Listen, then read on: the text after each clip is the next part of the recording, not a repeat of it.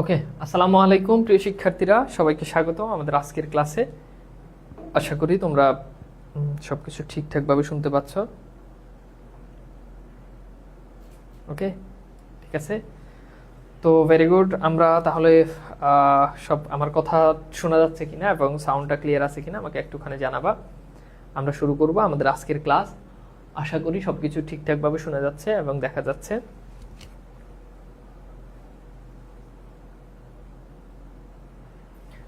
ওকে,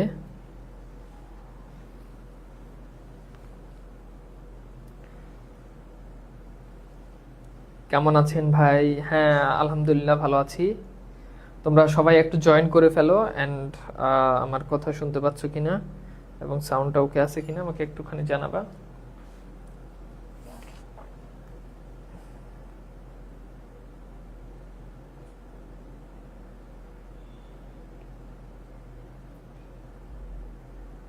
ওকে, তো আমাদের আজকের যে ক্লাসটা হবে সেটা মূলত আমাদের হচ্ছে দুইটা পর্বে আমরা চেষ্টা করব। একটা ক্লাসে আসলে রেইনকোটটা হয়তো আমি শেষ করতে পারবো না, আমি চেষ্টা করব যতটুকু পর্যন্ত পড়ানো যায়। বাকি যেটা থাকবে আমাদের সেটা নেক্সট ক্লাসে আমরা পড়ব। আর আমাদের যে মানব কল্যাণ প্রবন্ধটা আছে সেটাও আমরা নেক্সট ক্লাসে পড়বো ইনশাল্লাহ। তো ঠিক আছে, আসসালামু আলাইকুম ভাইয়া। ওয়ালাইকুম সালাম। ওয়ালাইকুম সালাম। ওকে, অল ক্লিয়ার, ভেরি গুড। সবাই একটু বন্ধুদেরকে মেনশন দিয়ে দাও যাতে করে আমাদের সবাই যুক্ত হয়ে যেতে পারে। অল ওকে, অল ওকে। ওকে, ঠিক আছে। তাহলে চলো আমরা তাহলে শুরু করি। প্রথমেই আসলে রেইনকোট গল্পের আমরা কিছু প্র্যাকটিক্যাল কিছু ব্যাপার স্যাপার একটু জানবো। তো ফার্স্ট অফ অল আমরা যেটা নিয়ে আলোচনা করব সেটা হচ্ছে আমরা লেখক পরিচিতি নিয়ে পড়ব। ওকে, লেখক পরিচিতি। তো লেখক পরিচিতিটা কি? লেখক পরিচিতিটা হচ্ছে আমরা লিখেছেন কি আখতারুজ্জামান ইলিয়াস। নিশ্চয়ই আমরা সবাই তার নাম জানি, আখতারুজ্জামান ইলিয়াস। আখতারুজ্জামান ইলিয়াস, আখতারুজ্জামান ইলিয়াস, ঠিক আছে। আচ্ছা, এইবার আমরা লেখকের যে সাহিত্যকর্ম যেগুলো পাই সেগুলোর দিকে একটু যদি তাকাই, লেখকের মোট উপন্যাস আছে 2টা। হ্যাঁ, তার ভিতরে 1 নাম্বার সেটা হচ্ছে চিলেকোঠার সেপাই।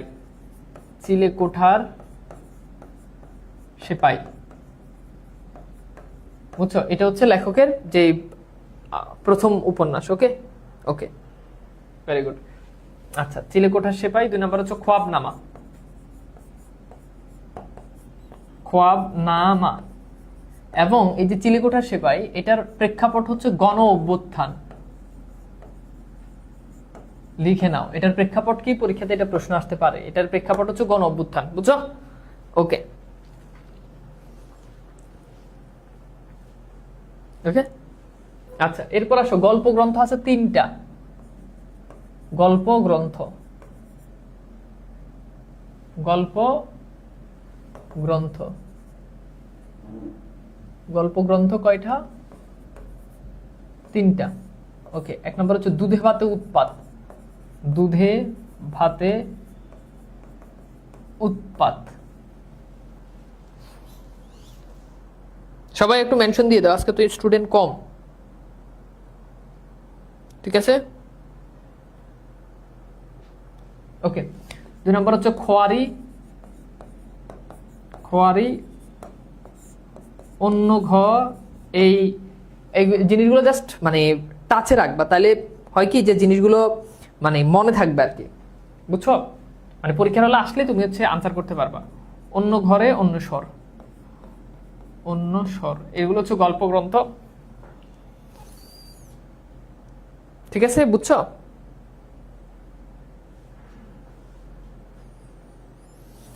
তো এই দুটো জায়গা থেকে আমাদের পরীক্ষাতে বেশি প্রশ্ন আসে, উপন্যাসগুলো থেকে, তারপর হচ্ছে গল্প গ্রন্থগুলো থেকে। এবার আসলে রেইনকোট গল্পের মূল উপযোগ্য বিষয় কি সেটা একটু জানবো। রেইনকোট গল্পের মূল বিষয়বস্তু কি? মূল বিষয় কি রেইনকোট গল্পের? রেইনকোট গল্পের মূল বিষয় হচ্ছে যে মুক্তিযুদ্ধ চলাকালে, মুক্তিযুদ্ধ চলাকালে রেইনকোট গল্পের মূল বিষয়বস্তু কি? মুক্তিযুদ্ধ চলাকালে ঢাকার পরিবেশ ঢাকার পরিস্থিতির বা পরিবেশ পরিস্থিতির বর্ণনা, পরিবেশ পরিস্থিতির বর্ণনা। ওকে, বর্ণনা, বুঝছো? এটা হচ্ছে মূল বিষয়বস্তু। মুক্তিযুদ্ধ চলাকালে ঢাকার পরিবেশ পরিস্থিতির বর্ণনা, মুক্তিযুদ্ধ চলাকালে ঢাকার পরিবেশ পরিস্থিতির বর্ণনা। আচ্ছা, আমরা একটু চরিত্রগুলোর দিকে একটু যদি তাকাই, যে চরিত্রগুলো কি কি। চরিত্রগুলোর ভিতরে রয়েছে এক, নুরুল হুদা। এই নুরুল হুদা সে মূলত কেন্দ্রীয় চরিত্র, এবং তার শালা, তার নাম হচ্ছে মিন্টু, এবং তার বইয়ের নাম হচ্ছে আসমা। ঠিক আছে? আর কলেজের একজন প্রিন্সিপাল ছিল, প্রিন্সিপাল, এই প্রিন্সিপাল তার পিয়নের নাম ছিল ইসহাক। ইসহাক কলেজের উর্দুর প্রফেসরের নাম ছিল আকবর সাজিদ। এবং এই নুরুল হুদা সে কিন্তু কেমিস্ট্রি লেকচারার ছিল, এটা পরীক্ষাতে প্রশ্ন আসে, কেমিস্ট্রি। ওকে, কেমিস্ট্রি লেকচারার ছিল। আর আব্দুস সত্তার মৃধা একজন শিক্ষক ছিল, আব্দুস সত্তার মৃধা। বুঝছো? এগুলো হচ্ছে আমাদের যে মূল ক্যারেক্টার, যেগুলো সেই ক্যারেক্টারগুলো হচ্ছে এইটা। তো যাই হোক, আমরা এখন মূল গল্পে চলে যাব। আমরা দেখি যে মূল গল্পে প্রথম দিকে দেখা যায় যে নুরুল হুদাকে তাকে প্রিয়ন ডেকেছে। কেন ডেকেছে? কলেজের প্রিন্সিপাল তাকে ডেকেছে। সে তখন যে কলেজে যায়, মূলত গল্পে সেই কলেজে যাওয়ার যে ঘটনা, এটাই অধিকাংশ ঘটনা জুড়ে শুধু এটাই আছে যে সেই কলেজে যায়, তখন ঢাকার একটা থমথমে পরিবেশ পরিস্থিতি, মিলিটারিরা মানুষদেরকে ধরতেছে, কিভাবে ঢাকা শহরে তারা বস্তি উড়াই দিতেছে বোমা দিয়ে, তারপর হচ্ছে মানুষদেরকে ধরে নিয়ে যাচ্ছে, যেভাবে পারতেছে সেভাবে অবিচার করতেছে। সেই বিষয়গুলোকে মূলত রেইনকোট গল্পে আনা হয়েছে। কথা বুঝতে পারছো? তো এখন আমরা সেই গল্পটা একটু পড়তে যাচ্ছি। তো আমরা কি গল্প পড়া আরম্ভ করব? আমাকে একটু বলো তো। গল্প পড়া তাহলে আমি আরম্ভ করি। ওকে, আচ্ছা, তো চলো আমরা তাহলে গল্পটা পড়ি। তো প্রথমেই আসো আমরা একটুখানি আমরা একটু জানবো যে রেইনকোট গল্পের মূল বিষয়বস্তু আমরা জানছি। এবার আসো যেগুলো হলুদ কালার করে দেওয়া আছে ওগুলো হচ্ছে ব্যাখ্যা, ওগুলো আমি পড়বো না, মুখে মুখে বলে দিব। ভোর রাত থেকে বৃষ্টি। তাহলে বৃষ্টি শুরু হয়েছে কখন থেকে বলো তো? ভোর রাত থেকে। কখন থেকে বৃষ্টিটা শুরু হয়েছে? ভোর রাত থেকে বৃষ্টি শুরু হয়েছে। বৃষ্টির ঝমঝম ভোল। ভোল মানে কি? ভোল মানে হচ্ছে আওয়াজ। ভোল মানে কি? আওয়াজ, অর্থাৎ বৃষ্টির ঝমঝম আওয়াজ। এই বৃষ্টির মেয়াদ আল্লাহ দিলে পুরো 3 দিন, অর্থাৎ পুরো 3 দিন ধরে এই বৃষ্টিটা চলতেছে। কারণ শনিতে 7, মঙ্গলে 3, আর সব দিন। এটা জেনারেল স্টেটমেন্ট, অর্থাৎ এই যে বৃষ্টি যে চলতেছে এটা জেনারেল একটা স্টেটমেন্ট। স্পেসিফিক ক্লাসিফিকেশনও আছে, অর্থাৎ এই যে বৃষ্টিটা যে হচ্ছে এটা কতদিন ধরে হচ্ছে এটার আরো সুনির্দিষ্ট সংজ্ঞা আমরা দিতে পারি। যেমন মঙ্গলে ভোর রাত হইল শুরু, 3 দিন মেঘের গুরু গুরু, তারপর বুধের সকালে নামলো জল, বিকেলে মেঘ কয় এবার চল।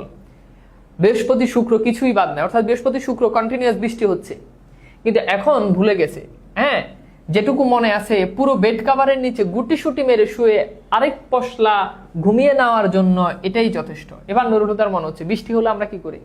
বৃষ্টি হলে আমাদের চিন্তাই থাকে যে একটু ঘুমামো, বৃষ্টি হইতেছে, ঘুম। তো নুরুল হুদা যখন দেখছে যে বৃষ্টি হইতেছে, তখন সে চিন্তা করলো যে একেবারে বেড কাভারের নিচে গুটি সুটি মেরে এক পশলা একটা ঘুম দিবে, এক ধাপ সে কি করবে? একটা ঘুম দিবে। হ্যাঁ, অন্তত 3 দিন ফুটপাত বন্ধ। এই ফুটপাত মানে কি? এই ফুটপাত মানে হচ্ছে বন্দুকের আওয়াজ, বন্দুকের আওয়াজ, বুঝছো? বন্দুকের আওয়াজ, অর্থাৎ বন্দুকের যে আওয়াজ, ঠাস ঠাস আওয়াজ, এই আওয়াজ টানা 3 দিন ধরে বন্ধ। কারণ বৃষ্টি হচ্ছে। বৃষ্টির সময় তখন মিলিটারিটা ওরকম মানে অত ইয়ে থাকতো না আর কি, বুঝছো? যুদ্ধ ওরকম চলতো না। তো জন্য বলছে অন্তত 3 দিন ফুটপাত বন্ধ। বাদলাই বন্দুক বারুদ কি একটু জিরিয়ে নিবে না? অর্থাৎ এই যে বন্দুক বারুদ এগুলো কি একটু বিশ্রাম নিবে না? এটা একটু ব্যঙ্গ করে বলছে যে এই জন্য এখন সবকিছু বন্ধ। এই কয়টা দিন নিশ্চিন্তে আরাম করো। এবার সে চিন্তা করছে, হ্যাঁ, এবার আমি এই কয়টা দিন একদম নিশ্চিন্তে আমি কি করতে পারি? আরাম করতে পারি। আচ্ছা, তার হলো কই ম্যান প্রপোজেস। এই ম্যান প্রপোজেস মানে কি? ম্যান প্রপোজেস মানে হচ্ছে মানুষ ভাবে এক, হয় আরেক।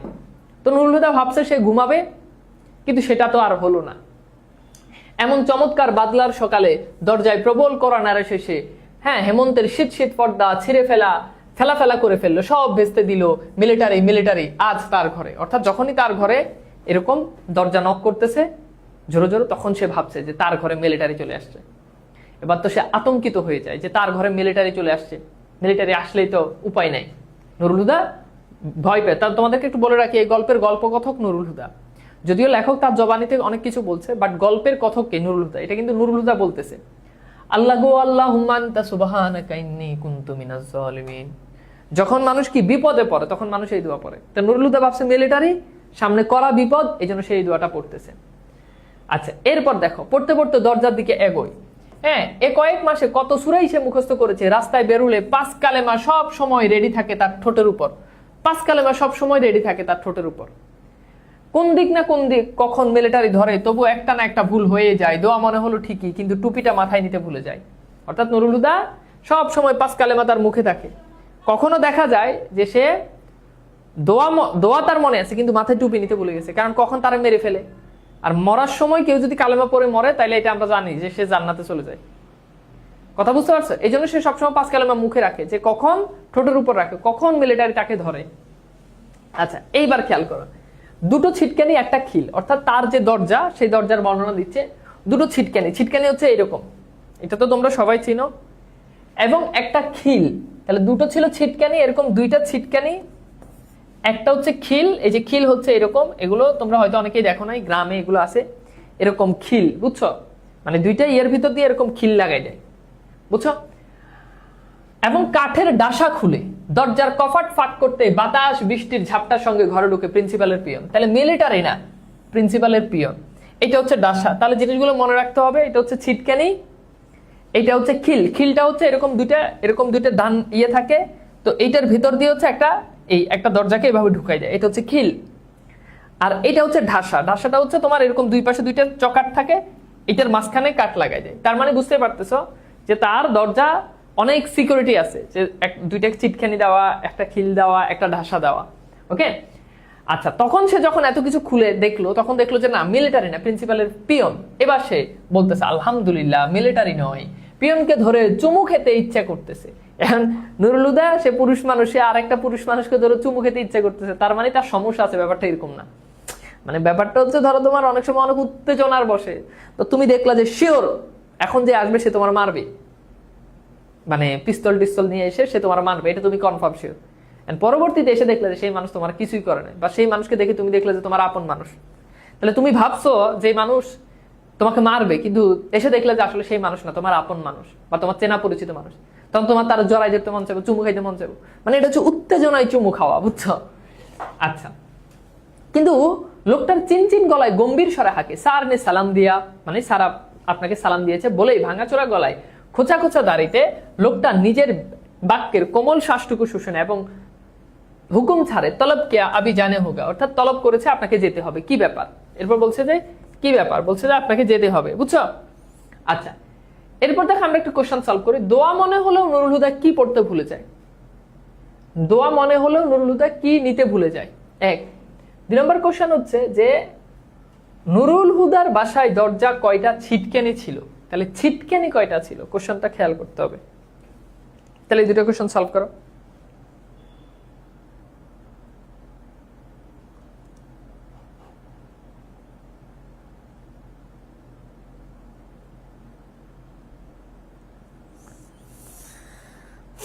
তাহলে দোয়া মনে আছে, কিন্তু নুরুল হুদা কি নিতে ভুলে যায়? টুপি নিতে ভুলে যায়।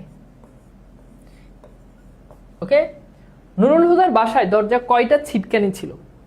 তাহলে কয়টা? ছিটকানি 2টা, ঢাসা 1টা, খিল 1টা। তাহলে ছিটকানি হচ্ছে 2টা। Very good. আচ্ছা, এরপর দেখো আমরা একটু দেখি,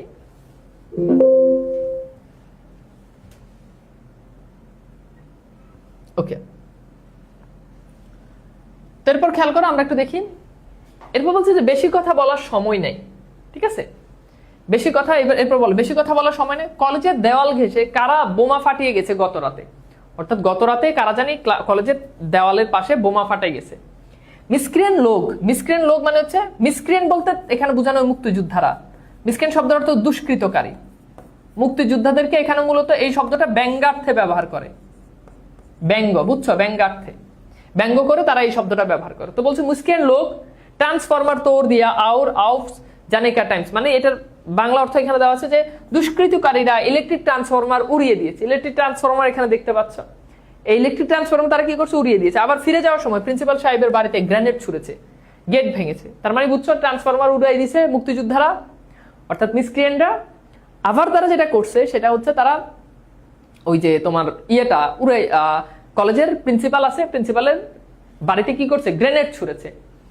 ভয়াবহ কাণ্ড। ইলেকট্রিক ট্রান্সফরমার তো কলেজের সামনের দেওয়াল গেছে, মানে ইলেকট্রিক ট্রান্সফরমারটা আর কলেজের দেওয়াল তো কাছাকাছি, দেওয়ালের পরেই বাগান। এখানে খেয়াল করে দেখো, দেওয়ালের পরে কি আছে, বাগান আছে, তারপর টেনিস লন, এরপর কলেজের দালান। টেনিস লন তো বুঝতে পারতেছো, এটাকে বলে টেনিস লন। তোমরা এগুলো পড়ে আসছো, কিন্তু ওভাবে আসলে জিনিসগুলো মানে প্রপারলি বুঝো নাই অনেকে হয়তো। তো টেনিস লনটা কি, টেনিস লনটা হচ্ছে যে টেনিস খেলার যে মাঠ, ওটাকে বলা, ওটা হচ্ছে টেনিস লন। ওকে, আচ্ছা। এরপর দেখো, এরপর বলছে যে মস্ত দালান পার হয়ে ফুটবল, বুঝতে পারতেছো ফুটবল ক্রিকেটের মাঠ, এটা তো সবাই চিনো। মাঠ পেরিয়ে একটু বাঁদিকে, অর্থাৎ এই মাঠটা পার হয়ে একটু বাঁদিকে প্রিন্সিপালের কোয়ার্টার, অর্থাৎ বাঁদিকে হচ্ছে প্রিন্সিপালের কোয়ার্টার। তার মানে খুব বেশি যে ডিস্টেন্স এরকম না। এর সঙ্গে মিলিটারির ক্যাম্প, কলেজের জিমনেশিয়াম এখন মিলিটারির ক্যাম্প। জিমনেশিয়াম বলতে বোঝানো হচ্ছে যেখানে জিম করে আর কি, ওটাকে বলা হয় সাধারণত জিমনেশিয়াম। তো এই কলেজের যে জিমনেশিয়াম আছে, এই জিমনেশিয়াম এখানে এটাই হচ্ছে এখন মূলত মিলিটারিদের ক্যাম্প। তো তখন আসলে ঢাকা কলেজ, এটা কিন্তু যে কলেজের কথা বলছে ওটা অ্যাকচুয়ালি ঢাকা কলেজ। তো ঢাকা কলেজে তখন যে বর্ণনা পাওয়া যায়, আমরা দেখি ঢাকা কলেজে তখন একটা অংশ সেটা কাদের দখলে ছিল, মানে মিলিটারিরা তখন ওই অংশটা, পাকিস্তানি মিলিটারিরা তারা ওই অংশটা দখল করে রাখতো, বুঝছো। প্রিন্সিপালের বাড়ির গেটে বোমা ফেলা মানে মিলিটারি ক্যাম্প অ্যাটাক করা, সামনের দেওয়ালে বোমা মেরে অতটা পথ ক্রস করতে গেলে কি করে সে জানতে চায়, কে আছে, কিভাবে। প্রিন্সিপালের পিয়ন জবাব দেয়, অর্থাৎ কিভাবে, আও আফ হি কও সাকতা, অর্থাৎ সেটি আপনি বলতে পারবেন, আমি, হ্যাঁ, মানে সেই বা বলবে কি করে, পিয়ন কি তাকে মিসক্রিয়েন্টের লোক ভাবে নাকি। এখানে অলরেডি একটা হিন্টস দিছে যে নুরুল হুদা যে মানে মুক্তিযুদ্ধের লোক, এটা পিয়ন বলছে আপনি জানেন, আমি কেমনে জানি। তখন নুরুল হুদা আবার বলতেছে আমি কেমনে জানবো, আমি কি মিসক্রিয়েন্ট নাকি, মানে আমি কি মুক্তিযোদ্ধা নাকি। ওকে, তার মাথাটা আপনি আপনি নিচু হয়ে মুখ দিয়ে পানির মতো গড়িয়ে পড়ে। ইসাক মিয়া বইঠে চাটা খাইয়ে, এই আমার এই 5-7 মিনিট লাগে গা, অর্থাৎ ইসাক মিয়া তুমি বসো, আমার 5-7 মিনিট লাগবে, তুমি একটু চাটা খাও, বুঝছো। আচ্ছা, এরপর বলছে নেহি, নাস্তার আমন্ত্রণ ফিরিয়ে দিয়ে ইসাক বলল আব্দুল সত্তার মির্জা কে ঘর জানে হোগা, আব अभी आइए। এক কর্নেল সাহেব পাউচ গিয়া সব ফরসর কো ইত্তলা দিয়া। তো এখানে এটার মানেটা হচ্ছে যে আব্দুল সত্তার মির্জার বাসায় যেতে হবে। তাহলে নুরুল হুদার বাসা থেকে পিয়ন কোথায় যাবে, আব্দুল সত্তার মির্জার বাসায় যাবে। আপনি এখন আসুন। এক কর্নেল সাহেব এরই মধ্যে চলে এসেছে, সব প্রফেসরকে ডাক দিয়েছে তাড়াতাড়ি আসুন। অর্থাৎ বুঝতে পারতেছো কর্নেলরা তখন ওই কলেজে, তারা কিন্তু প্রিন্সিপাল কোনো বিষয় না, তারা ওই কলেজে পুরো ঢাকা কলেজ তখন তারা শাসন করতো, ওখানে তাদের ক্যাম্প ছিল। তো কর্নেল সাহেব আসছে, কলেজের সব টিচারকে ডাকছে।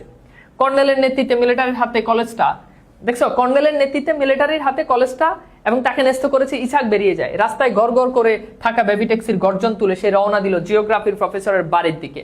তুমি বুঝতে পারতেছো, সে জিওগ্রাফির প্রফেসরের বাড়ির দিকে সে চলে যায়। ইসাক নিজেই এখন মিলিটারির কর্নেল বললেও চলে।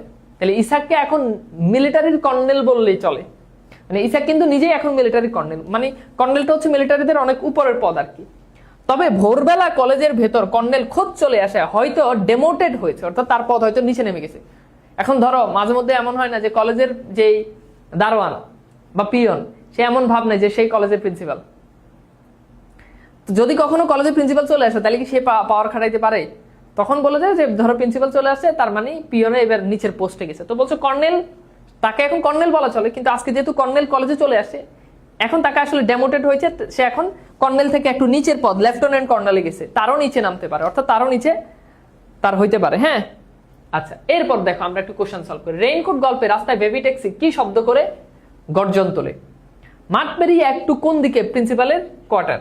নুরুল হুদার বাড়ি থেকে ইসাক কোন বিষয়ের প্রফেসরের বাড়ির দিকে যায়? খুব গুরুত্বপূর্ণ 3টা কোশ্চেন, আমরা একটু সলভ করি।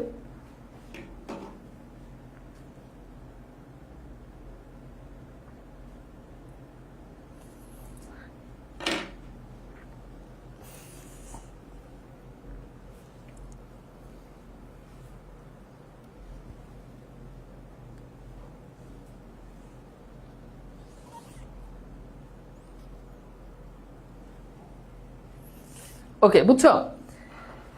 এবার আসো আমরা মোটামুটি দেখতে পারি যে এখানে কি, যে রেইনকোট গল্পে, তো এখানে যদি একটু যদি দেখো, আমরা যদি কোশ্চেনগুলো যদি দেখি যে কেমন? এই যে ট্যাক্সির এই যে দেখো রাস্তায় গড় গড় করতে থাকা ট্যাক্সি, তাহলে উত্তর হচ্ছে গড় গড়। তাহলে এটার উত্তর কি হবে? গড় গড়। ওকে, আচ্ছা গড় গড় বানানটা ঠিক আছে? না, ঠিক নাই, গড় গড়। ওকে, আচ্ছা এরপর দেখো মার্কটারি একটু, এটা হচ্ছে বাদিকে। নুরুল হুদার বাড়ি থেকে ইসাক মিয়া কোন বিষয়? তাহলে বলো তো একটু যদি দেখো যে নাসার আমন্ত্রণ ফিরিয়ে দিয়ে এখানে দেখো আব্দুল সত্তার মিধা, তাহলে আব্দুল সত্তার মিধা, এটা উত্তর করো।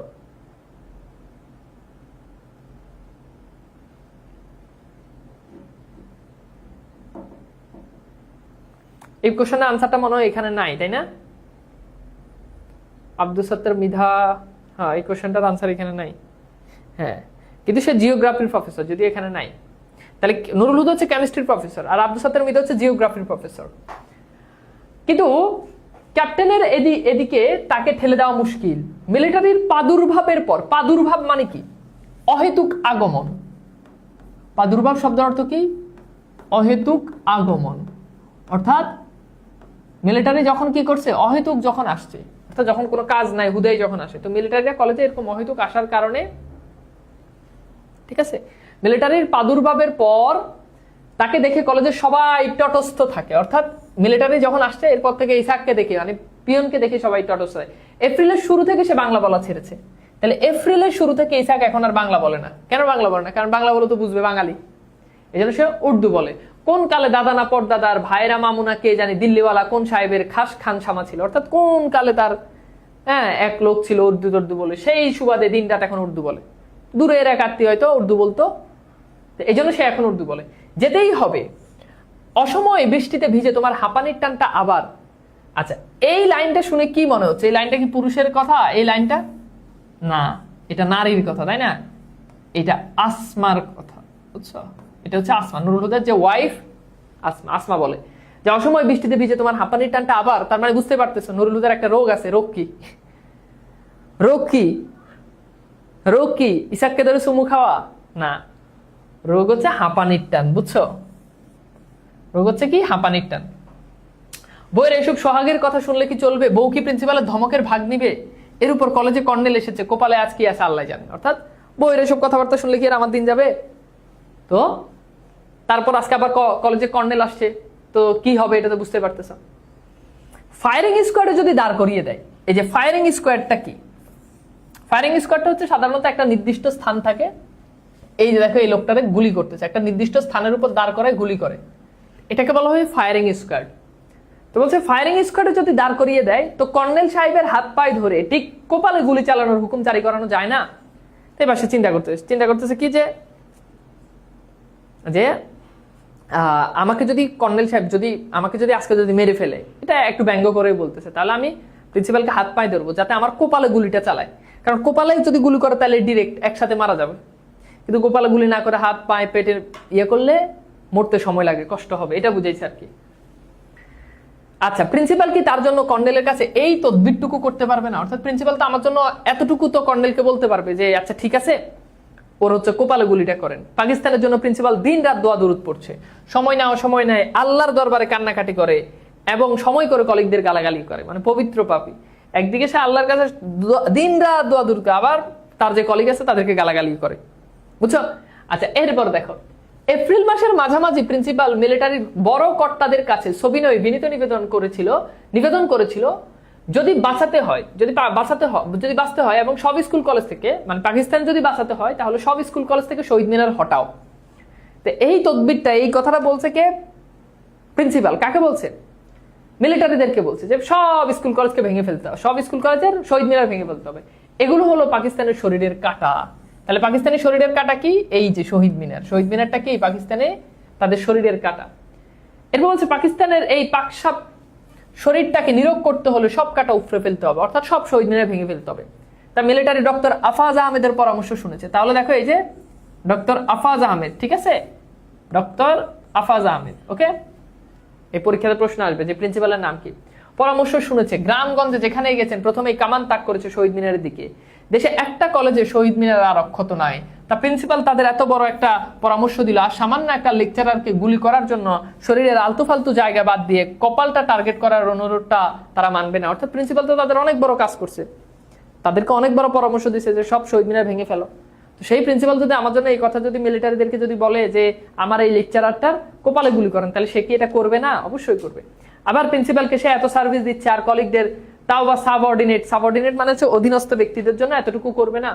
প্যান্টে পা গলিয়ে দিতে দিতে শুনে রান্নাঘর থেকে বউ বলছে তাড়াতাড়ি চলে এসো, বৃষ্টি শুরু হওয়ার আগে মিরপুর ব্রিজের দিক থেকে গুলির আওয়াজ আসছিল, এখন কি হবে? অর্থাৎ বৃষ্টি হওয়ার আগে আসমা শুনছে যে মিরপুর ব্রিজের দিক থেকে গুলির আওয়াজ আসতেছে। এসব কথা এখন বলার দরকার কি? রেডিও টেলিভিশন হরদম বলছে, হরদম মানে সারাক্ষণ বলছে সিচুয়েশন নরমাল, দুশ্মনকে সম্পূর্ণ কবজা করা গেছে, মিসক্রিয়েন্ট সব খতম, প্রেসিডেন্ট দেশে গণতন্ত্র ফিরিয়ে দিতে বদ্ধপরিকর। অর্থাৎ আমাদের বিটিভির মতো দেশ উল্টে যাক, কিন্তু যাই হোক বিটিভিতে সব সময় বলবে কি পরিস্থিতি স্বাভাবিক, পরিস্থিতি স্বাভাবিক। শেষ ওনাদের কাজ। আচ্ছা দেখছো চালাইছে, এসি চালাইছে না, তো বলছে এটা লাগাই দাও, দরজা লাগাই দাও। তো বলছে কি যে প্রেসিডেন্ট দেশে যাই হোক কিন্তু হচ্ছে এক্সট্রা আবার কি চাচ্ছে? হ্যাঁ আর বকশিস করতে বলো যে ভাই। তো খেয়াল করো, একটু দেখো, দুঃখিত।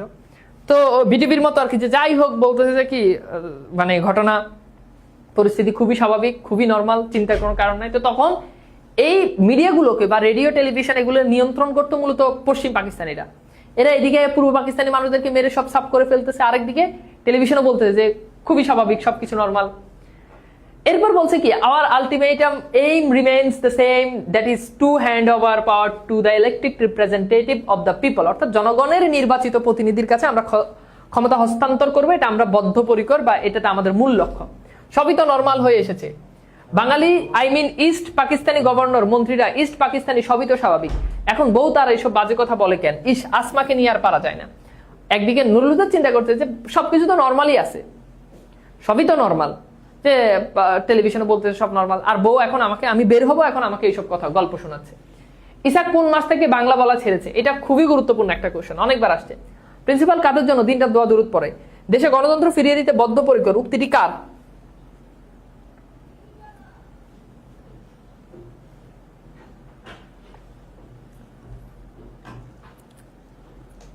ঠিক আছে, ওকে, ভেরি গুড।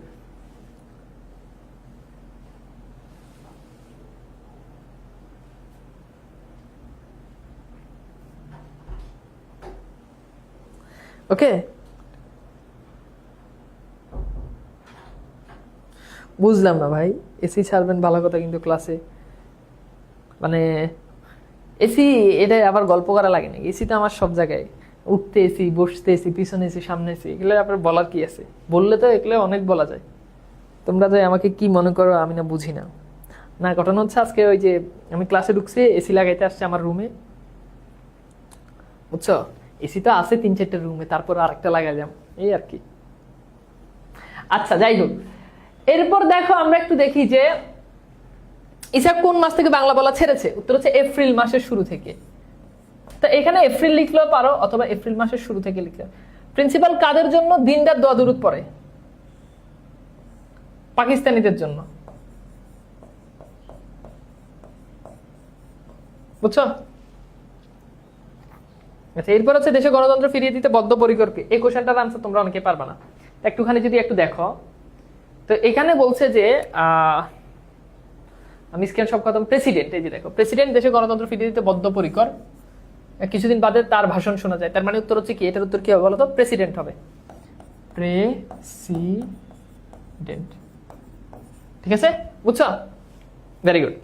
তো এরপর দেখো, এই বৃষ্টিতে শুধু ছাতাই কুলাবে না গো, বইয়ের আরেক দফা সোয়াগ শোনা গেল, তুমি বরং মিন্টুর রেইনকোটটা নিয়ে যা। তাহলে মিন্টুকে তার শালা, বুঝছো? ইস, আবার মিন্টু, বইয়ের এই ভাইটার জন্য তাকে এক্সট্রা তটস্থ থাকতে হয়, বাড়ি থেকে, হ্যাঁ হ্যাঁ, মগবাজারের 2 কামরার ফ্ল্যাট থেকে মিন্টু চলে গেছে জুন মাসে, হ্যাঁ জুনের 23 তারিখে, জুলাইয়ের 1 তারিখে সে বাড়ি শিফট করলো। অর্থাৎ জুলাইয়ের 23 তারিখে মিন্টু চলে গেছে, আর জুলাইয়ের প্রথম সপ্তাহে 1 তারিখে তারা বাড়ি শিফট করছে। বলা যায় না এখানে যদি কেউ আজ করে থাকে, ও চলে যাওয়ার 3 দিন পরে পাশের ফ্ল্যাটের গোলগাল মুখের মহিলা তার বউকে জিজ্ঞেস করছিল, ভাবি আপনার ভাইকে দেখছি না।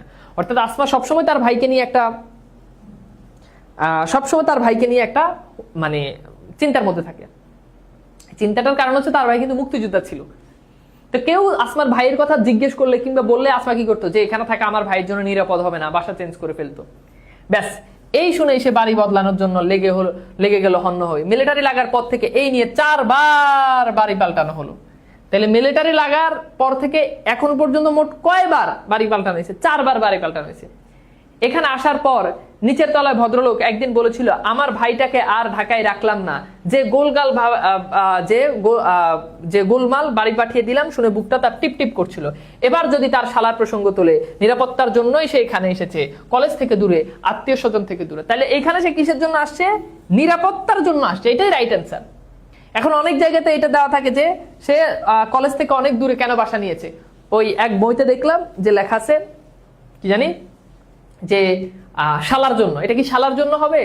না, এটা নিরাপত্তার জন্য হবে। শালার জন্য আসছে, কারণটা শালার, কিন্তু মূল কারণটা হচ্ছে নিরাপত্তার জন্য। এখন আমি পড়াইছি নিরাপত্তার জন্য, পোলা ভাই নাইছে আমার কোশ্চেন, ভাইয়া আমার অমুক ভাইয়ের গাইডে আছে, বইতে আছে শালার জন্য, আপনি বলছেন নিরাপত্তার জন্য, তাহলে তো আপনি ভুল পড়াইছেন। তো তোর ভাইয়া তোর কি পড়াইল না পড়াইল, তুই আমার লগে এসে এই গল্প দিলে হবে? আমি যেটা পড়াইছি এটাই ঠিক, এখানে কোনো কথা নাই। ভাইয়ারা গিয়ে জিজ্ঞেস করো যে তানবীর ভাই পড়াইছে নিরাপত্তার জন্য। ঘটনা দেখাই, ঘটনা এখানে শেষ না। দাঁড়া, আমি খেয়াল করো, তোমরা তো এগুলো তো আসলে তোমাদেরকে বললে তোমরা বুঝবা, যথেষ্ট ম্যাচিউর ছেলে মেয়ে।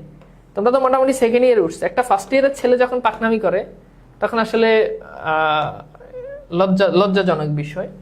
একটা কোশ্চেন তোমাদেরকে দেখো কোশ্চেনটা তোমরাই একটু দেখো, যে মাসি পিসিকে কয়জন পেয়ারা কাচারি বাড়িতে নিতে এসেছিল। খেয়াল করো, কোশ্চেনটা হচ্ছে মাসি পিসিকে কয়জন পেয়াদা কাচারি বাড়িতে নিতে এসেছিল। উত্তর করো, বলো কয়জন হবে, দেখি তোমরা গেস করো কয়জন হবে, বলো। মানে এটা জাস্ট তোমাদেরকে দেখাচ্ছি কয়জন। এখন আমি জানি তোমাদের, দেখি তোমরা উত্তর করো, আমি একটু দেখি যে পারো কিনা।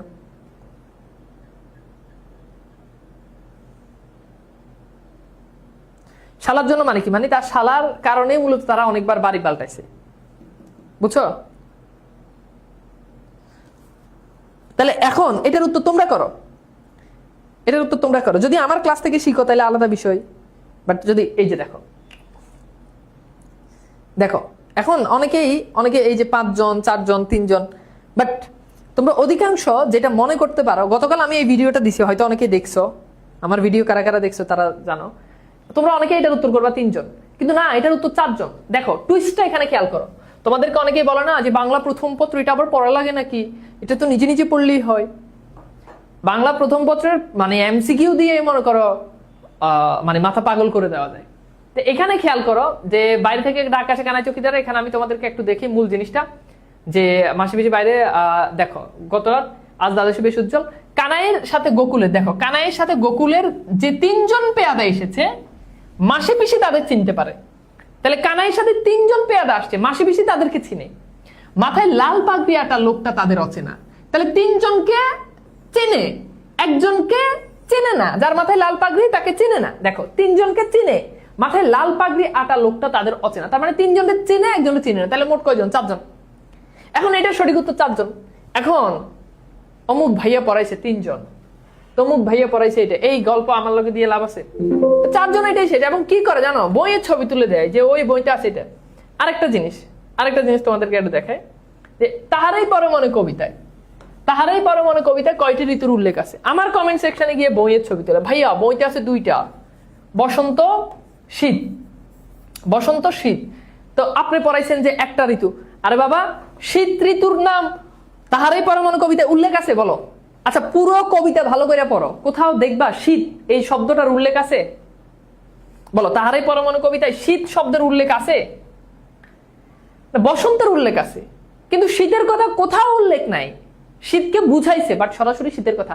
মাঘের সন্ন্যাসী বলা আছে। এখন মাঘ মানে তো কি, আমরা শীত বুঝি, বাট মাঘ তো মাস, মাঘ মাস, মাঘ কিন্তু ঋতু না। এখানে বলছে যে কয়টি ঋতুর নাম উল্লেখ আছে। বইতে যদি দেওয়া থাকে শীত আর বসন্ত, গাইড বইতে যদি দেওয়া থাকে শীত আর বসন্ত, তো ওই হিসাব আমার লগে দেখে তো লাভ নাই, বুঝছো? তো যেটা বলছি এটাই বলছি, শেষ, এর উপর আবার কোনো কথা চলবে না, বুঝছো? আচ্ছা এইবার দেখো তো আমরা যেখানে ছিলাম, এখন এই যে এই স্লাইডটা তো আমরা শেষ করলাম। শুনে তার বুকটা টিপ টিপ করছিল। এরপর যদি তার শালার প্রসঙ্গ তোলে, নিরাপত্তার জন্য সে এখানে এসেছে, কলেজ থেকে দূরে, আত্মীয় স্বজন থেকে দূরে, অর্থাৎ কলেজ, আত্মীয় স্বজন সব থেকে দূরে সেইখানে এসেছে। ওকে, সব থেকে দূরেই বলা যায়। ভেবেছিল নতুন এলাকা, পূব দিকে জানালা ধরে দাঁড়ালে চোখে পড়ে বিল আর ধান ক্ষেত, অর্থাৎ পূব দিকে তাকাইলেই খালি বিল দেখে আর ধান ক্ষেত দেখে। তা কি বিপদ, এদিকে নাকি নৌকা করে আসে স্টেন গানওয়ালা ছোকরার দল, অর্থাৎ এইদিকে নৌকা করে স্টেন গানওয়ালা ছেলে, স্টেন গানওয়ালা ছোকরার দল মানে হচ্ছে বন্দুক নিয়ে ছেলেরা আসে। ওকে, এদিককার মানুষ চোখে খালি নৌকা দেখে আর নৌকা ভরা অস্ত্র। এর উপর বউ যদি মিন্টুর কথা তোলে তো অস্ত্র ঢুকে পড়ে তার ঘরের মধ্যেখানে। মিন্টু যে কোথায় গেছে তা সেও জানে না, তার বউ জানে না, অর্থাৎ মিন্টু কোথায় গেছে এটা সেও জানে না, তার বউ জানে না। কিসিঞ্জার সাহেব হচ্ছে তৎকালীন আমেরিকার রাষ্ট্রপতি, বলেছে এসব হলো পাকিস্তানের ইন্টারনাল অ্যাফেয়ার্স, মানে অভ্যন্তরীণ বিষয়। মানুষ মেরে সাফ করে দেয়, বাড়িঘর গ্রাম বাজার হাট জ্বালিয়ে দিচ্ছে, কারো কোনো মাথা ব্যথা নাই, এসব হলো ইন্টারনাল অ্যাফেয়ার। না না, এ ধরনের ভাবনা থেকে ধারে কাছেই ঘেঁষতে দেওয়া ঠিক নয়। নিচের ফ্ল্যাট থেকে ওয়েল্ডিং ওয়ার্কশপ মালিক, অর্থাৎ নিচের ফ্ল্যাটে থাকে এক ওয়েল্ডিং ওয়ার্কশপ। ওয়েল্ডিং ওয়ার্কশপ মানে হচ্ছে বিভিন্ন ঝালাই টালাই করে না এইসব, তার মালিক, তার শ্বশুর নিশ্চয়ই সর্দার গোছের রাজাকার, অর্থাৎ ওই যে ওয়েল্ডিং ওয়ার্কশপের মালিক যে আছে তার শ্বশুর নিঃসন্দেহে রাজাকার। এটা মানে গল্প কথা এটা গেস করলো। কেন গেস করলো একটু দেখো, যে রাজাকার হচ্ছে এই জন্য সপ্তাহ 2-3 দিন মেয়ের বাড়িতে রেফ্রিজারেটর মানে ফ্রিজ, টেপ রেকর্ডার হচ্ছে রেডিওর মতো, এটাকে বলে টেপ রেকর্ডার, দামি দামি সোফা সেট, এটা তো সবাই চিনো, ফ্যান, খাট পালং সব চালান পাঠায়। অর্থাৎ ওই যে নিচের তালাতে, নুরুল হুদাদের নিচের তালাতে যে থাকে, তাহলে তো কানাই সহ 5 জন হওয়ার কথা। হ্যাঁ, কানাই সহ 5 জন হবে, কিন্তু প্রশ্ন তো কানাই সহ বলে নাই। কানাই সহ ডেফিনেটলি 5 জন, কিন্তু যদি বলে পেয়াদা, কানাই তো চকিদার, কানাই তো পেয়াদা না। যদি বলে পেয়াদা কয়জন, উত্তর হচ্ছে 4 জন, বুঝছো? আচ্ছা এইবার বলে যে কেন সে বুঝলো যে নিচের তালায় যে থাকে সে হচ্ছে তার সর্দার গোছের রাজাকার। সর্দার গোছের রাজাকার মানে বড় রাজাকার। 2 দিন পর পরই মেয়ের বাড়িতে এইসব জিনিসপত্র পাঠায়, দামি দামি জিনিস। তখন রাজাকারের অনেকগুলো টাইপ ছিল। রাজাকারের টাইপগুলোর ভিতরে এক ধরনের রাজাকার ছিল যারা মিলিটারিদেরকে দেখাই দিত যে এই বাড়িতে গিয়ে আক্রমণ করার জন্য। তো মিলিটারিরা তো চিনতো না, গ্রাম বাজার এগুলো তো চিনতো না, তো মিলিটারিদেরকে দেখাই দিলে ওরা গিয়ে আক্রমণ করতো। তো মানুষজন ধরে মেরে কেটে নিয়ে যেত। আর ওই যে কারো বাড়িতে ধরো ফ্রিজ আছে, এসি আছে, ভংচং অনেক সোফা সেট আছে, ওগুলো তারা নিয়ে আসতো। এখন এত জিনিস করবে কি বেটায়, তো কি করতো, মেয়ের জামাইয়ের বাড়িতে পাঠাই দিত। এই জন্য নুরুলুদা গেস করছে যে তার শ্বশুর বড় রাজাকার, নাইলে এত কিছু দেওয়ার কথা না। ওকে, দেখি তো ফিট করে কিনা। এটা কি ফিট করে? রেইনকোট। আসমা এগিয়ে এসে তার গায়ে রেইনকোট জড়িয়ে দিতে বলে, মিন্টু তো আমার অনেক লম্বা, তোমার গায়ে হবে তো? দেখো ফের মিন্টুর দৈর্ঘ্যের তুলনা করে তার সঙ্গে। এই ভাইকে নিয়ে এরকম বাড়াবাড়ি করাটা আসমা ঠিক হচ্ছে। এবার আসমা খালি তার ভাইরে নিয়ে মিন্টুর সাথে তুলনা করে। বুঝলাম যে তার ভাই অনেক লম্বা, কিন্তু তুমি যাকে বিয়ে করছো, তোমার স্বামী নুরুল হুদা, সে তো বেটে খাটো। আমরা একটু পরেই দেখবো গল্পের শেষের দিকে যে সে কিন্তু বেটে খাটো। এই জন্য বলছে যে ভাই তো আমার অনেক লম্বা, দেখি তোমার গায়ে শুট করে কিনা। বুঝছো? এখন গায়ে শুট করে কিনা এটা তো তুলনা করার কিছু নাই, তাই না? এর বলছে ভালোই হলো তোমার গোড়ালি পর্যন্ত ঢাকা পড়ছে। এই মেয়ে মানুষের এইসব কথাগুলো পুরুষদের সবচেয়ে ইয়ে লাগে, যে বলছে যে ঠিক আছে একেবারে তোমার গোড়ালি পর্যন্ত, একদম পায়ের গোড়ালি পর্যন্ত তোমার ঢাকা পড়ছে, পায়েও বৃষ্টি লাগবে না। এখানেই আসমা শেষ নয়, রেইনকোটের সঙ্গে কার টুপি এনে ছড়িয়ে দেয় তার মাথায়, মানে রেইনকোটের টুপিটাও লাগিয়ে দেয়। আব্বু ছোট মামা হয়েছে, 2.5 বছরের সদ্য ঘুম ভাঙা গলা মেয়ের সদ্য ঘুম ভাঙা গলায় ভাঙা ভাঙা বলি শুনে সে চমকে উঠে। মিন্টু কি ঢুকে পড়লো অস্ত্র শস্ত্র হাতে? অর্থাৎ এইবার সে বলে যে মিন্টু কি ঢুকে পড়ছে কিনা। মানে মেয়েটা তার বাপে যখন মামার রেইনকোট পড়ছে তখন বলছে আব্বু ছোট মামা হয়েছে, আর নুরুলুদা বলছে যে ছোট মামা আসছে, মানে ভাবছে যে ছোট মামা চলে আসছে, মানে মিন্টু চলে আসে। এর পিছে পিছে ঢুকেছে না, হ্যাঁ দরজা ছিটকানি খিল সব বন্ধ। সে ভাবছে যে না, তাহলে পিছে পিছে যদি মিন্টু হয় তাহলে তো পিছনে মিলিটারি ঢুকছে। পরে দেখে যে না, দরজা বন্ধ আছে, তাকে মিন্টুর মতো দেখাচ্ছে। মিলিটারি আবার ভুল করে বসবে না তো। এর মধ্যে তার 5 বছরের ছেলেটা গম্ভীর চোখে তাকে পর্যবেক্ষণ করে রায় দেয়, আব্বুকে ছোট মামার মতো দেখাচ্ছে। আব্বু তাহলে মুক্তিবাহিনী, তাই না? এইটা বলছে কে? ওই ছেলে এবার বলে যে আব্বু কি মুক্তিবাহিনী কিনা, যেহেতু মামার রেইনকোট পড়ছে। এ তো ভাবনার কথা। ড্রেসিং টেবিলের সামনে দাঁড়িয়ে নিজেকে নতুন রূপে দেখে সে ভেবাচেকা খায় না, হ্যাঁ খামাখা ভয় পাচ্ছে। বৃষ্টির দিনে রেইনকোট গায়ে দেওয়াটা অপরাধ হবে কেন? মিলিটারি কি আর বিবেচনা বোধ নাই? প্রিন্সিপাল ডক্টর আফাজ আহমেদ ঠিকই বলেন। শুনেন, মিলিটারি যাদের ধরে মিছে মিছি ধরে না, অর্থাৎ এমনি এমনি তাদের কাউকে ধরে না। মগবাজারের ফ্লাইট থেকে মিন্টু চলে যায় কত তারিখে? কোন মাসের 1 তারিখে নুরুল হুদা বাড়ি শিফট করলো? এরপর হচ্ছে নুরুল হুদার ছেলে ও মেয়ের বয়স যথাক্রমে কত?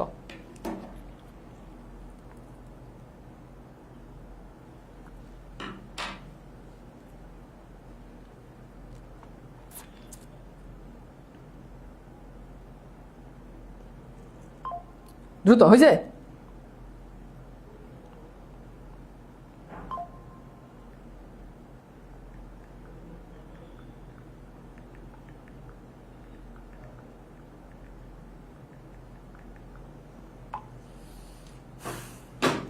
এই প্রথম এই যে এই কোশ্চেনটা খুব ইম্পর্টেন্ট, এটা অনেকবার ভার্সিটিতেও আসছে এই কোশ্চেনটা।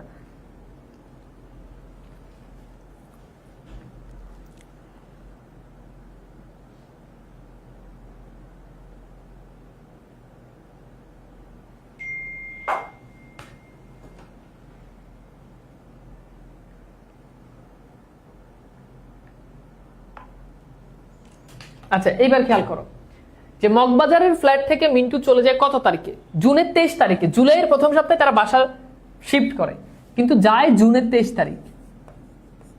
জুনের 23 তারিখ, ওকে। কোন মাসে নুরুল হুদা বাড়ি শিফট করে? জুলাই। তাহলে খেয়াল করো, জুলাই মাসে বাড়ি শিফট করে আর জুনের 23 তারিখে চলে যায়। নুরুল হুদা ছেলে ও মেয়ের বয়স কত? তাহলে 2.5 বছর, 2.5 বছর, তারপর হচ্ছে কি 2.5 বছর, 5 বছর, বুঝছো? ওকে। এরপর দেখো, তা সে তো বাপু এসব থেকে শত হাত দূরে, শালাদার বর্ডার ক্রস করে লো, ফিরে এসে দেশে ধমাধম মিলিটারি মারে, তাতে দুলাভাইয়ের দোষটা কোথায়? এই যে মিলিটারি প্রত্যেকদিন ঢাকা শহরে বাজার পোড়ায়, বস্তিতে আগুন লাগায়, টপাটপ মানুষ মারে, মেয়েদের ধরে নিয়ে যায়, সে কখনো এসব টু শব্দ করেছে? কলেজের দেওয়াল ঘেঁষে প্রিন্সিপালের কোয়ার্টারের পাশে মিলিটারির ক্যাম্প, ক্লাস সব বন্ধ, ছেলেরা কেউ আসে না, মাস্টারদের হাজিরা দিতে হয়, তাও বহু টিচার গা ডাকা দিয়েছে সেই কবে থেকে।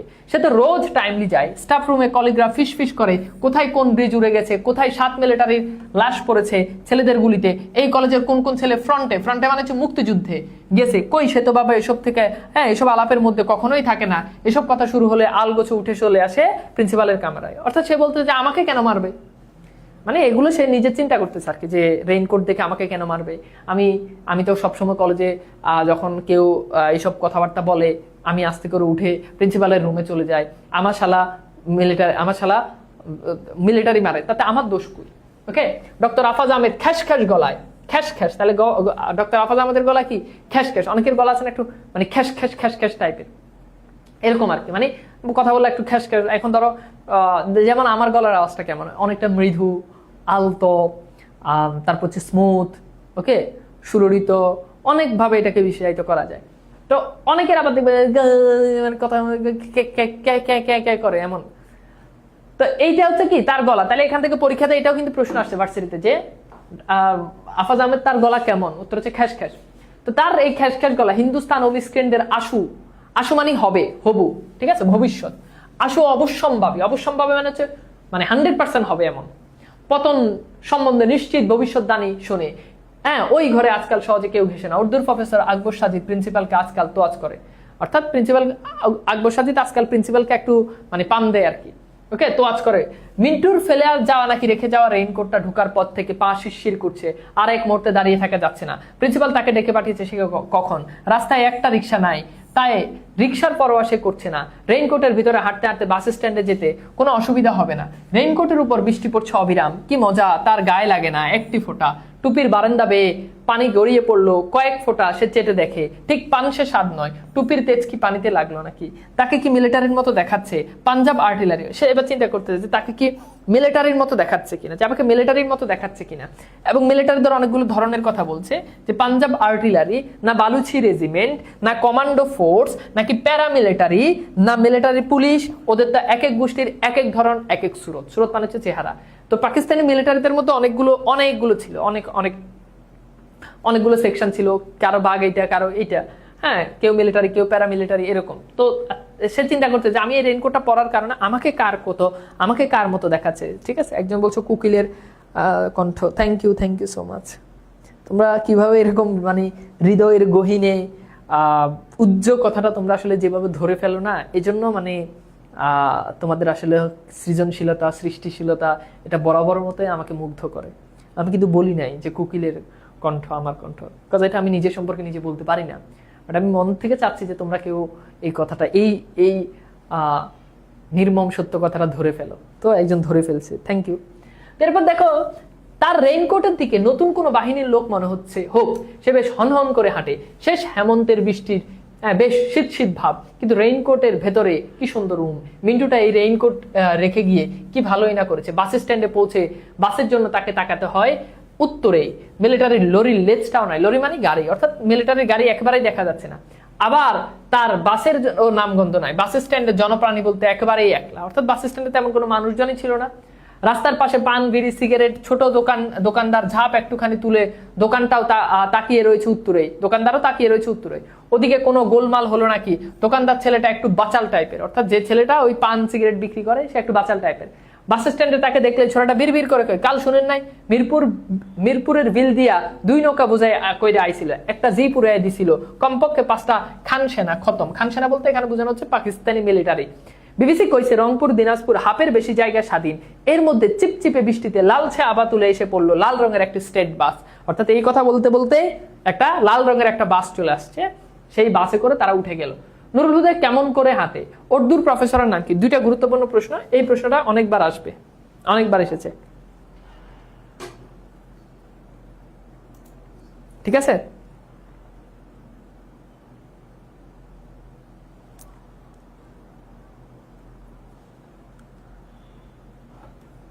বুঝছো?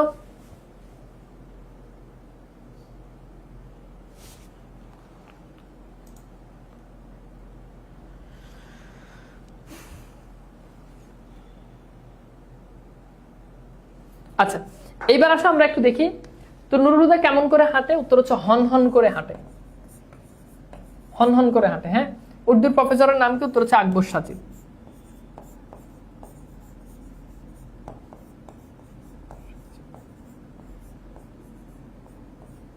আকবর সাজিদ, ওকে, বুঝছো? আচ্ছা, এইবার আসো আমরা একটু দেখি। ওকে, এবার আসো আমরা একটু দেখি বাসে যাত্রী কম। না, কন্ডাক্টররা সবসময় যেমন খালি গলায় বলে চেঁচায় সেরকম নয়, সত্যি সত্যি অর্ধেকের বেশি সিট খালি, অর্থাৎ সত্যি সত্যি অর্ধেকের বেশি সিট খালি। কন্ডাক্টরও ডাকতেছে, হ্যাঁ সিট খালি, সিট খালি, সিট খালি। এখন কন্ডাক্টরদের কাজ হচ্ছে কি, মনে করো বাসের সিট সব ফুল, তারপরও তার চোখে সিট খালি। তো আজকেও কন্ডাক্টর বলতে যে সিট খালি, সিট খালি। তো নুরুল হুদা দেখলো না, আসলেই আজকে সিটই খালি, বুঝছো? আচ্ছা, এরপর খেয়াল করে দেখো, সে বলে উঠলো তার রেইনকোটের পানি পড়তে লাগলো বাসের বিঝে মাটিতে। এর জন্যে একটু খারাপ লাগার কথা, কিন্তু টিটকারি শোনার কথা, কিন্তু কেউ তাকে কিছু বলছে না। ঠোঁটে তার এমনই হাসি বিছানো থাকে, এমনই হাসি বিছানো থাকে। এই নীরব কিন্তু স্পষ্ট হাসির কারণ কি, যে তার রেইনকোটের পানিতে বাসে 6 লাভ হয়ে গেল, কেউ টু শব্দ করছে না, অর্থাৎ তার রেইনকোট থেকে পানি পড়তেছে।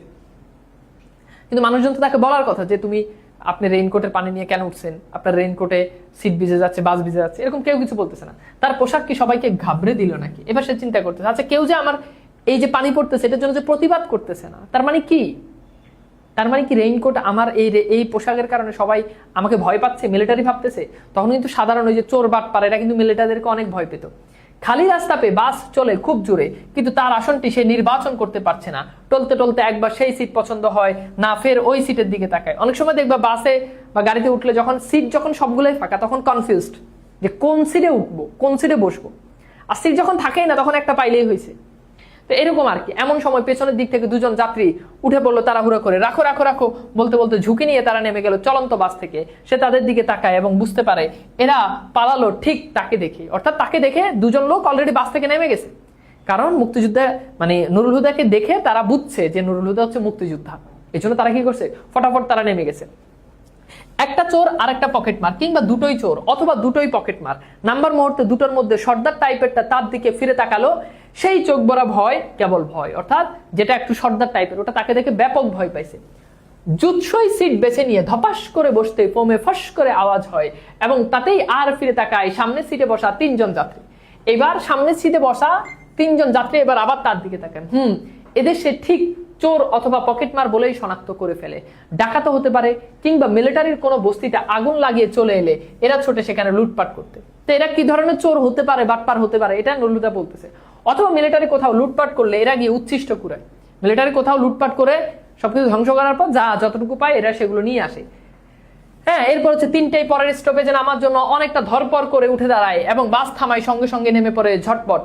তিনটে ক্রিমিনালের একটাও তার দিকে ফিরে তাকায় না, তার মানে তাকে বেশ ভয় পেয়েছে বলেই তার চোখাচোখি এড়াতে এদের এত কসরত, অর্থাৎ কসরত বলতে কষ্ট, এদের এত কষ্ট নুরুলহুদার চোখের দিকে তাকাতে। অনেক সময় আমরা যাকে বেশি ভয় পাই তার চোখের দিকেও আমরা তাকাইতে পারি না, তাই না? এরকম আর কি। আসাদ গেট বাস স্টপেজে ঝিরঝির বৃষ্টিতে দাঁড়িয়ে অপেক্ষা করছিল বেশ কয়েকজন মানুষ। ছাতা হাতে, কেউ নিজের ছাতার নিচে, ছাতা ছাড়া অনেকেই অন্যের ছাতার নিচে মাথায় অন্তত খানিকটা পেতে দিয়ে বৃষ্টির ছাদ থেকে আত্মরক্ষা করতে শরীরগুলোকে আঁকাবাঁকা করছিল। বাস থামলে সে দেখলো একে একে 9 জন প্যাসেঞ্জার বাসে উঠলো, অর্থাৎ আসাদ গেট থেকে একে একে 9 জন প্যাসেঞ্জার বাসে উঠছে। খুব গুরুত্বপূর্ণ কোশ্চেনটা খেয়াল করো, আসাদ গেট থেকে কয়জন প্যাসেঞ্জার বাসে উঠছে? 9 জন প্যাসেঞ্জার।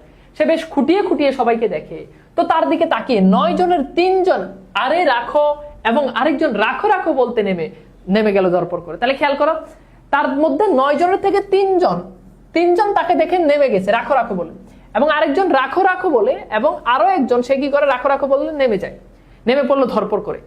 শেষ জন বোধহয় এমনি অর্ডিনারি চোর, অর্থাৎ সাধারণ চোর, সিসকে চোর হওয়ার সম্ভাবনাও বেশি, এমনি মানে পাতান্যা চোর হইতে পারে আর কি। আর প্রথম তিনটে কোথাও সুন্দরী মেয়ে দেখলে মিলিটারিকে খবর দেয়, কিংবা মিলিটারির কাছ থেকে বন্দুক নিয়ে পাকিস্তান জিন্দাবাদ পাকিস্তান জিন্দাবাদ স্লোগান দিয়ে মহল্লায় মহল্লায় ঘুরে আর সুন্দরী মেয়েদের ধরে এনে পৌঁছে দেয় মিলিটারিদের ক্যাম্পে। এগুলো হলো রাজাকার। ফের নতুন করে অপরাধী মুক্ত বাসে যেতে এখন ভালোই লাগছে। তাহলে এখন কোশ্চেন যদি হয় যে আসাদ গেট বাস স্টপেজ থেকে যদি পরীক্ষায় প্রশ্ন আসে যে কতজন যাত্রী নামলো, উত্তর হচ্ছে 4 জন, 3 জন তারপর 1 জন। তাহলে যদি বলা হয় যে আসাদ গেট বাস স্টপেজ থেকে গন্তব্যে কতজন গেল, তাহলে কিন্তু উত্তর হচ্ছে ওই 3 জন কিন্তু বাদ পড়ে যাবে, সরি ওই 4 জন বাদ পড়ে যাবে, কারণ ওই 4 জন তো উঠেই নেমে গেছে, বুঝছো? আচ্ছা, ভেরি গুড।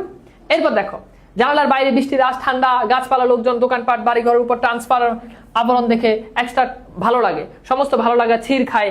বাস হঠাৎ করে ব্রেক কষলো, তখন তাকে তাকাতে হয় বাদিকে, চোখ পড়ে নির্ণীয়মান মসজিদের ছাদের দিকে। মিলিটারি বাস থামায়, আর তখন নির্ণীয়মান মানে কি? নির্ণীয়মান মানে হচ্ছে নির্মাণ হচ্ছে, তৈরি হচ্ছে এমন একটা মসজিদ, ওই মসজিদের দিকে সে তাকায়। দরজা থেকে ঠান্ডা হাওয়া এসে লাগে তার মুখে এবং নাকের ভেতর দিয়ে সে ঢুকে গেল বুকে।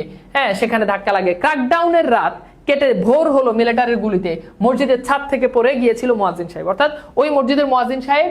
ক্র্যাকডাউনের রাত কি? ক্র্যাকডাউনের রাত হচ্ছে ওই যে তোমার 1971 সালে যে 25শে মার্চ আমরা যেটাকে কালো রাত বলি, ওই রাতে এখানে মসজিদের ছাদ থেকে মিলিটারির একজন মুয়াজ্জিনকে মেরে ফেলে। ওকে, নুরুলহুদার বাসে ওঠার পর প্রথমবার রাখো রাখো রাখো বলে কয়জন যাত্রী নেমে যায়? আসাদ গেট বাস স্টপেজ থেকে কতজন প্যাসেঞ্জার বাসে উঠলো? এখানে কিন্তু আর কিছু বলে নাই, মানে আসাদ গেট বাস স্টপেজ থেকে কতজন প্যাসেঞ্জার বাসে উঠলো, এখন কয়জন নামছে টামছে এত কাহিনী এখানে কোশ্চেনে বলে নাই।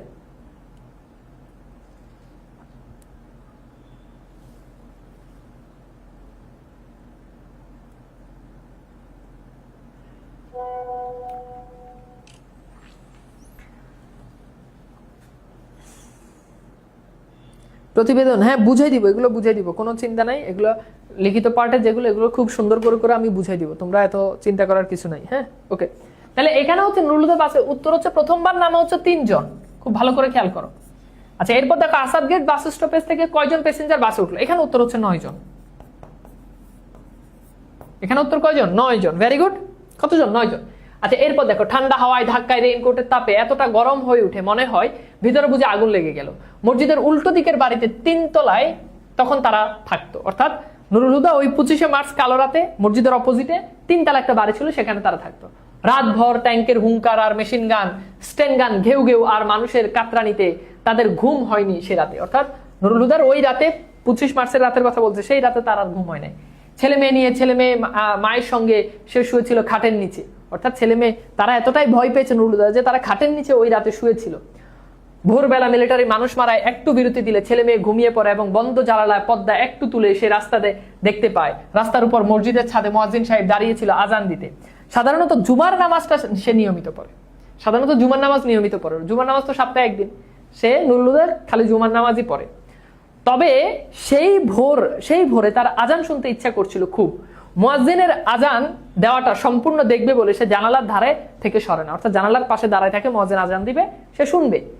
মুয়াজ্জিন সাহেব গম গম গলায় যতটা পারে জোরে বলে উঠল আল্লাহু আকবার।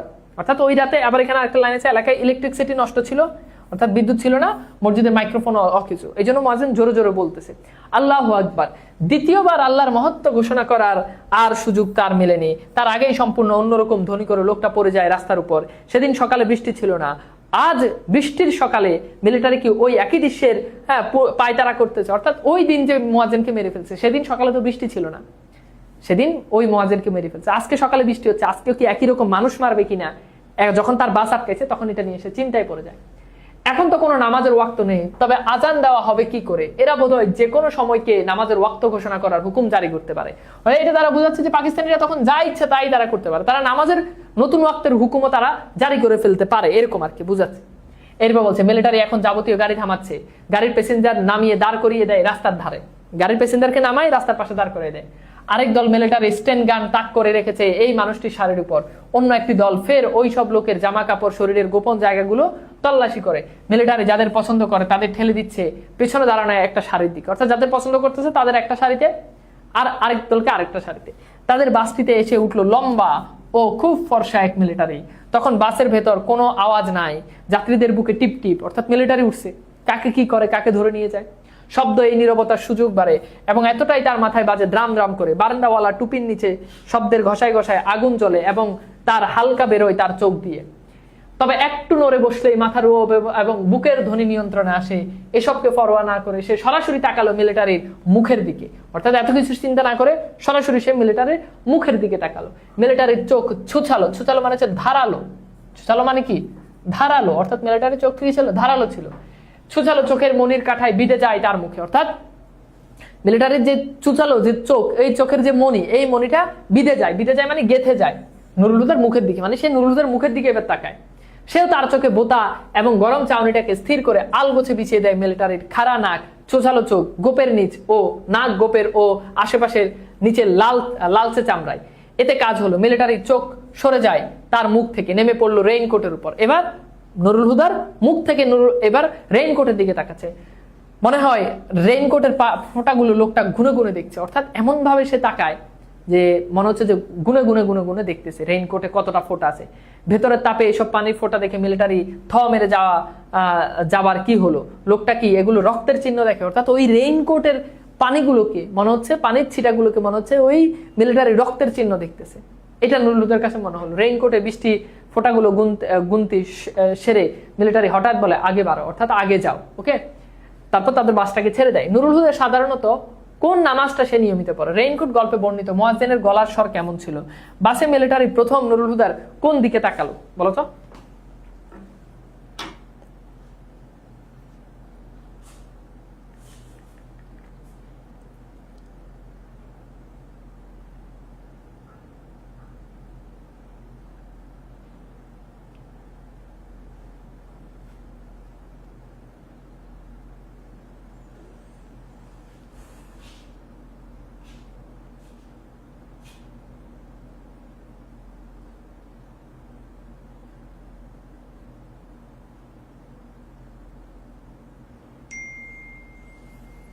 ওকে, তো আমরা একটু দেখি যে প্রথমত হচ্ছে নুরুল হুদা সাধারণত কোন নামাজটা নিয়মিত পড়ে। উত্তর হচ্ছে জুমার নামাজ।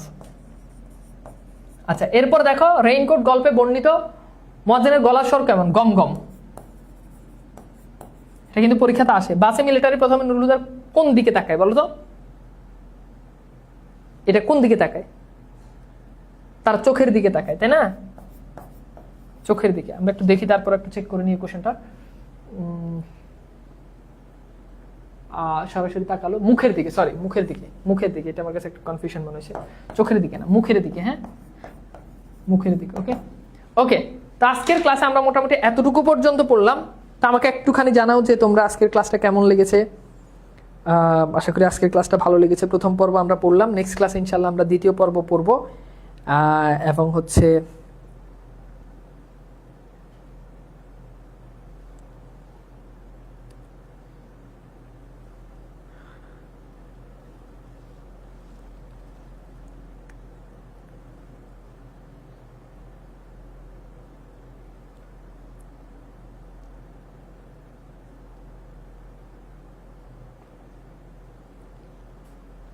ওকে, ঠিক আছে, তাহলে আজকে এতটুকু পর্যন্তই থাক ইনশাল্লাহ। আর তোমাদের বাংলা ক্লাস বাড়াই দিব, হ্যাঁ, দুইটা দুইটা করে দিব। এই দেখি মোটামুটি আর মনে হয়